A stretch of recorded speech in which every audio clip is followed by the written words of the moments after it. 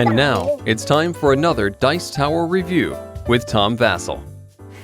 When I was walking through the store and I saw Army vs. Aliens, the concept of it just tickled my fancy. I mean, we're talking about custom dice, and we have cups of dice, and these cups actually go together so you can carry basically the game around like this, although you're definitely going to need the scoring card for this game.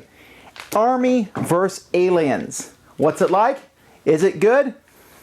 Well, it seems good. Let's look at it.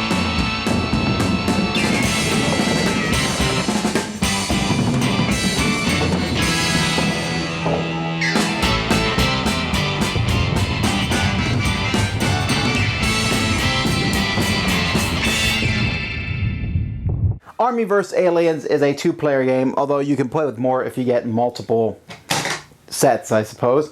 And on your turn, each player will roll their dice. Once your dice have been rolled, you will then sort your dice out by order of rank. So here, let's see, the lowest ranked the aliens guys are these alien troopers. And after that, there are death rays. I got one of those. And then I have one lander. I have two flying saucers, and I have two overlords. Now, you're only allowed to have one overlord, so this is my combat zone. I have to move this to my ready zone. Over here, the good guys have one regular trooper, and let's see, then they have the next level, they have two artillery, and then they have two tanks, and they have one airplane, they have one general, and two nukes. Okay.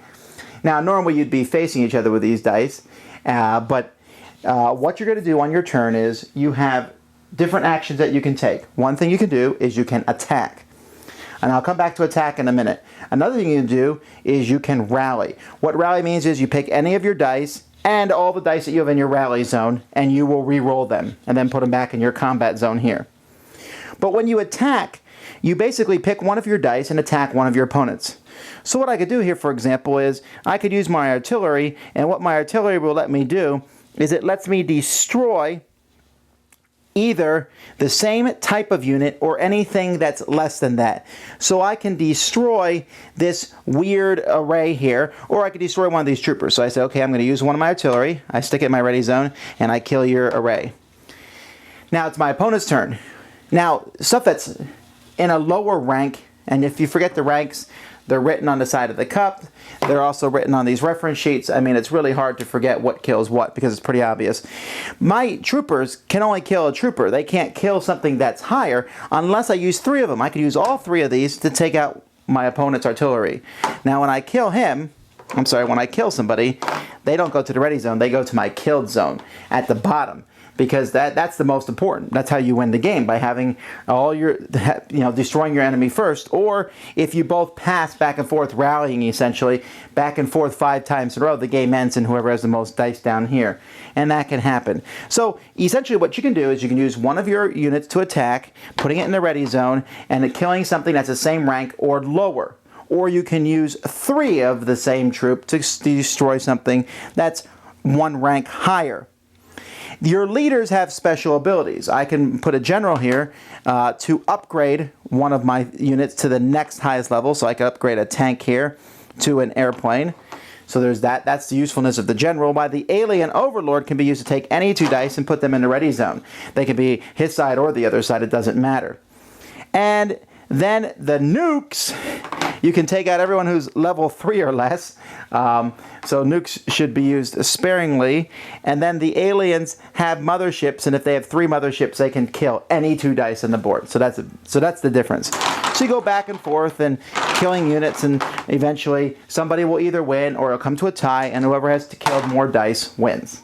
I think it's a proven fact that people just like to shake dice in cups, and it is a bit thrilling to throw a cup of dice down on the table. That's fun. Other than that, the game itself, at least the things come pre-stickered, which is nice, but they are stickered dice, which means they'll last a decent amount of time. They are what they are. Okay, but the Army vs. Aliens, this is going to be like your best friend for the first 10 games. Because you'll be like, okay, I have this, that can kill this, that can kill this. But it's really not a difficult game. Your stuff can kill anything the same rank or less. They can kill anything that is equal to or higher if they have 3 of the same dice, and then you have special abilities for 2 of your dice. Each die has 6 sides, and so, it's luck in what you roll. Is there strategy? I don't know. I mean, there's some basic things. If you can take something out of play, that's going to hurt you. If they have 3 of the same unit, then taking out one of those will prevent them from killing one of your more powerful things. But I think that the strategy would be pretty basic. That being said, this is going to be great for kids. They're going to love it. It's back and forth, and it's fun, fast, and furious. And like I said, it's a really easy storage system. You don't even need to keep the reference cards because they're on the cups themselves. And so this is really easy to put away somewhere. It's fun and it's fast. I mean, the game takes about 10 minutes. There's not a lot of thought that has to go into it. There's a few special abilities, but they're really easy to learn. And back and forth. But I'm not saying that it's a bad game. It's not one I would want to play all the time, but it's one that I could easily play with someone who'll say, hey, we want to play Army Dice? I'm like, oh yeah, why not? I want to be aliens, of course, because I think those are cooler, but I think that the special powers are balanced, and in the long run it doesn't matter because you could be rolling a whole pile of stuff. So there's back and forth. I kill your die, I kill your die, haha, oh, I'm going to roll some more dice. Yes, I just rolled 5 planes. What? There's that back and forth between the different players, but luck is going to win out, but then again, this game isn't really claiming to be much more than that. Thanks so much for watching the Dice Tower videos. Find more great videos and reviews, as well as our top-rated audio podcast at Dicetower.com. You can also find the latest board game news at Dicetowernews.com. I'm Eric Summerer, and you've been watching The Dice Tower. The Dice Tower is sponsored by Fun Again Games, the world's best game source. Fun Again Games has over 5,000 games available.